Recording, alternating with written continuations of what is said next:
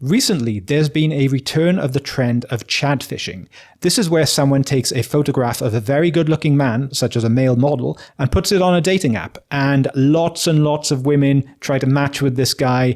And it's meant to show, aha, no matter what I put in the profile, women still want to meet me.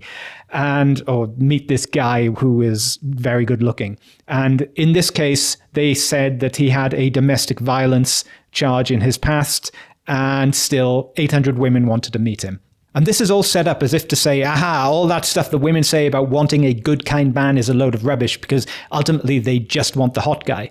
And there's a little bit of truth in that, because there's lots and lots of women who will gloss over horrible character traits in a man and still want him just because he is so attractive, and she gets the tingles because he's so hot.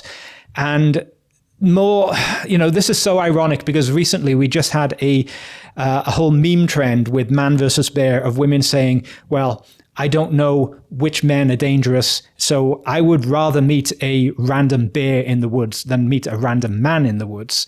And then more recently, women have been signing a petition to commute the death sentence of a serial killer just because he's really good looking. And so few women are speaking out about this. There's hardly a peep that no one's pointing out, hey, you can't have it both ways. And in some cases, the same women have man versus bear, and then, keep this serial killer alive because he's hot on their profiles. And no one is pointing out the contradiction in this. There's a lot of emotion behind this. There's a lot of, oh my gosh, you're so hypocritical, and I feel angry at this hypocrisy. But we don't know how many women are like this. Yes, there are lots of women who would meet a guy because he's hot, even if he is a domestic violence perpetrator. But how many swipes did this guy have to get in order to get that 800 matches?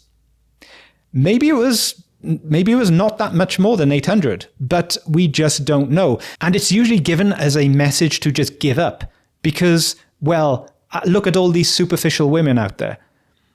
And I would say, well, you don't really want to have a relationship with someone who's that superficial, because that also comes with a lot of bad character traits. She will get bored of you quickly. As soon as she finds something better, she's going to move on. She doesn't have the character to be a good long-term partner. And you might say to me, 99% of the women around me are really superficial. Does that mean that 99% of those women are not relationship material?